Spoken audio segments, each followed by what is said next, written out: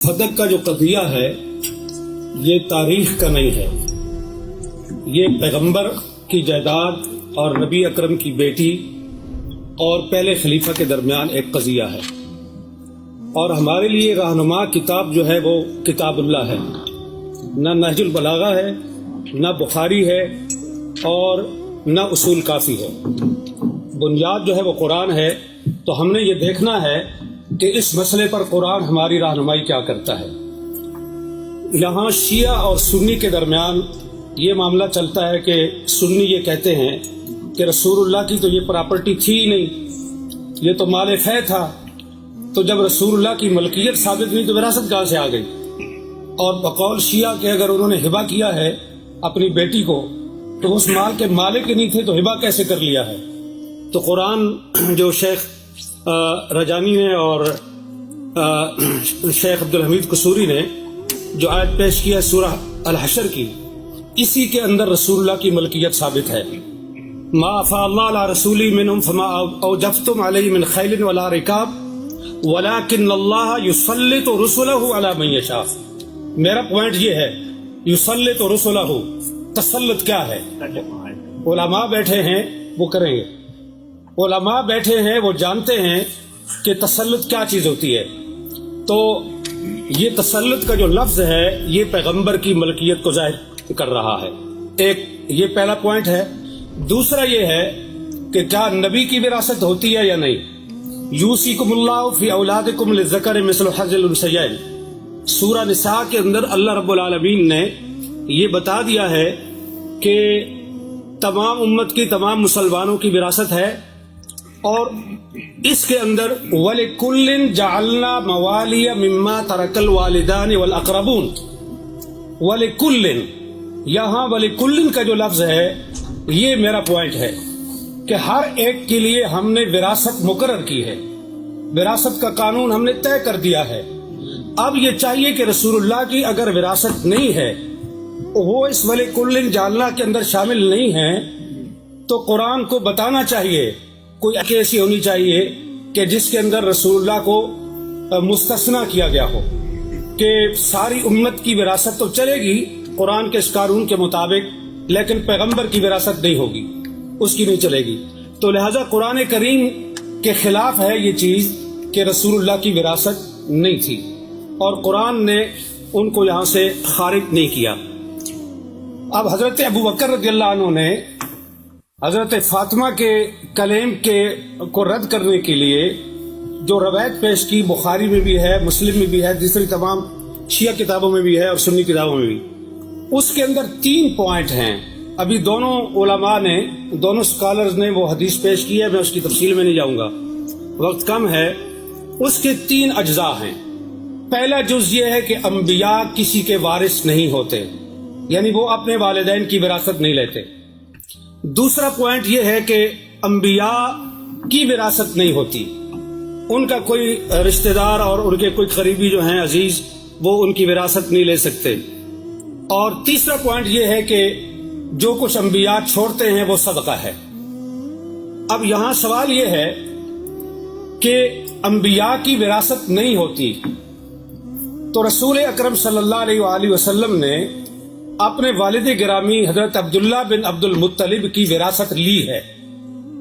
اس میں 3 چیزیں تھیں۔ ایک وہ ان کا مقام تھا جو ان کا آبائی مقام تھا، دوسرا ام ایمن جو لونڈی تھی، اور تیسری چیز جو ہے وہ تلواریں اور اونٹنی تھی۔ بعض کہتے ہیں ایک سے زیادہ اونٹ تھے، بعض کہتے ہیں ایک تھے، چلو ایک ہی صحیح، ہم ایک ہی پر اتفاق کرتے ہیں۔ تو یہ وراثت تھی رسول اللہ کے والد کی۔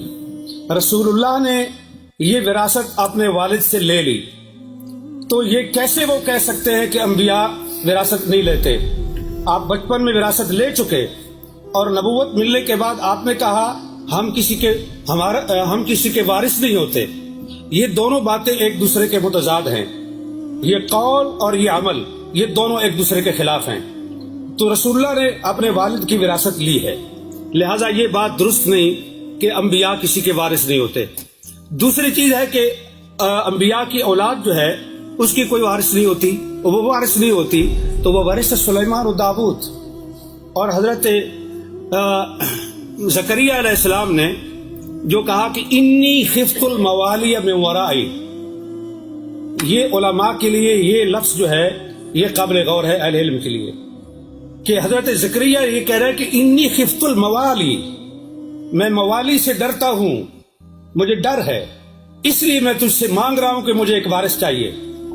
اب یہاں جو سکالر یہ فرماتے ہیں کہ یہ وراثت علم کی وراثت تھی، نبوت کی وراثت تھی، تو خفت الموالی کو آپ کہاں لے کے جائیں گے؟ کیا حضرت زکریا کو اپنے موالی سے یہ ڈر تھا کہ وہ میرا علم چھین لیں گے، میری نبوت چھین لیں گے؟ انہیں ڈر اس چیز کا تھا کہ جو میری پراپرٹی ہے اور جو میری جائیداد ہے، میرے بعد میرے موالی اس پہ قابض ہو جائیں گے، اور اسی لیے انہوں نے یرثنی و یرث من آل یعقوب یہ انہوں نے مانگا۔ اور اسی چیز کو حضرت فاطمہ نے حضرت ابو بکر کے سامنے یہ پیش، وہ صحیح معنوں میں موالی تھے، ہماری پنجابی زبان میں موالی کہتے ہیں، موالی لوگ خلاصہ کر سکتے۔ جی بالکل خلاصہ کر، پچھلی ساری تو گزارش یہ ہے کہ یہ ہے قرآن، اور یہ کہہ رہے ہیں ڈاکٹر علی کے وقت نہیں ہے تو میں اس کو مختصر کرتا ہوں، صرف تاریخی لحاظ سے ایک چیز پیش کر کے، کہ حضرت ابو بکر اور حضرت عمر کے دور میں گورنمنٹ کے قبضے میں رہا فدق، حضرت عثمان نے سارا مروان کو بخش دیا۔ اگر مسلمانوں کی پراپرٹی تھی تو تیسرے خلیفہ کو یہ حق کس طرح تھا کہ وہ مروان بن الحکم کو سارا دے دے؟ پھر حضرت عثمان کے بعد امیر شام معاویہ بن ابی سفیان کا دور آیا، انہوں نے حضرت عثمان کے بیٹے اور حضرت اس کو مروان کو اور اپنے بیٹے کو، ان تین کے درمیان فدق کو تقسیم کیا جناب معاویہ بن ابی سفیان نے۔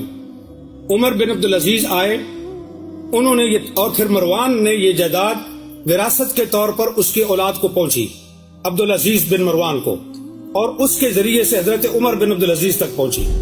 عمر بن عبدالعزیز نے سارا فدق جو ہے وہ اولاد فاطمہ کو واپس کیا، یہ کہہ کر کے کہ یہ ان کا حق ہے، ان کے ساتھ زیادتی ہوئی ہے۔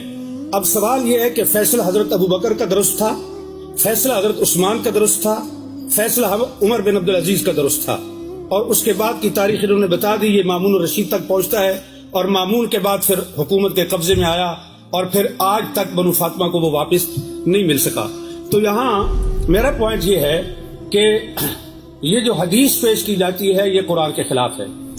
اہل سنت کے محدثین کے اصول کے مطابق قرآن پر پیش کرو، درایت پر پیش کرو، اگر اس لحاظ سے روایت ٹھیک ہے تو قبول کی جائے گی، ورنہ اس کو رد کیا جائے گا۔ بخاری کے اندر روایت آنے کا یہ مطلب نہیں ہے کہ ہم اس کو آنکھیں بند کر کے قبول کر لیں، یہ روایت قرآن کے سریع خلاف ہے۔